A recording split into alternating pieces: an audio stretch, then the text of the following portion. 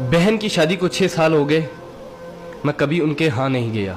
ईद शब रात अम्मी या अब्बू चले जाते थे। एक दिन मेरी बीवी मुझसे कहने लगी कि आपकी बहन जब भी घर आती है उसके बच्चे घर का हशर नशर कर देते हैं, और आपकी माँ जो हमसे चुप चुपा कर कपड़े, साबुन और कभी कभी को चावल के थैले भी भर के दे देती है।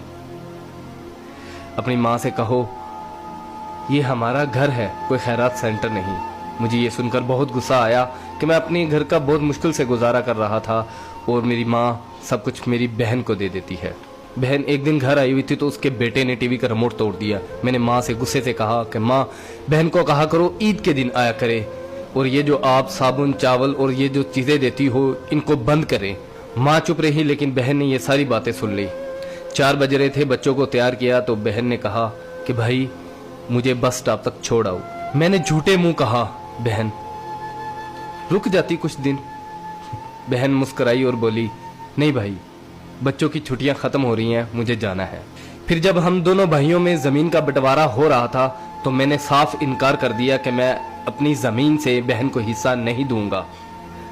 तो माँ ने कहा कि बेटी का भी तो हक बनता है। मैंने गाली देते हुए कहा जो कुछ भी हो जाए मैं बहन को हिस्सा नहीं दूंगा। मेरी बीवी ने भी बहन को बुरा भला कहा, वो बेचारी खामोश थी। बड़ा भाई अलहदा हो गया और मेरे बड़े बेटे को टीबी हो गया और मेरे घर के हालात खराब हो गए।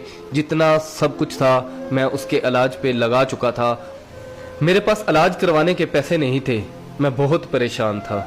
लाखों रुपए लगा चुका था और भूख सर पे थी। परेशानी की हालत में कमरे में बैठा शायद अपने हालात पे रो रहा था। उसी वक्त मेरे घर में वही बहन आई। मैंने गुस्से से बोला ये आ गई मनहूस। मैंने बीवी को कहा कुछ तैयार करो बहन के लिए। बीवी मेरे पास आई और कहा कोई जरूरत नहीं गोश्त और बिरयानी बनाने की। फिर 1 घंटे बाद वो मेरे पास आई।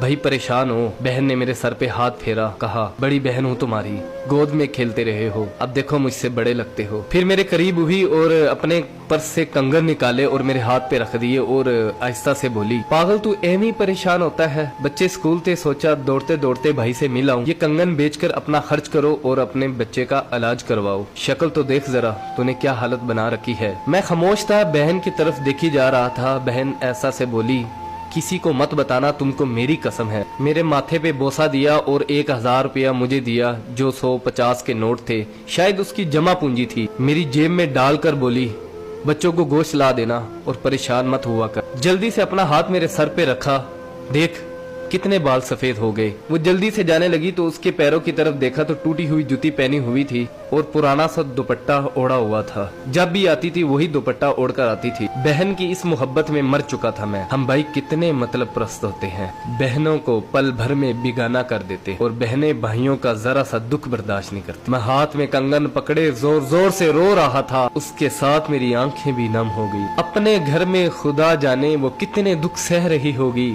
कुछ लम्हे के लिए अपनी बहनों के पास बैठकर हालचाल पूछ लिया करो, शायद उनके चेहरों पे कुछ लम्हों के लिए एक सुकून सा आ जाए। बहनें माँ का रूप होती हैं और भाई बाप का रूप होते हैं।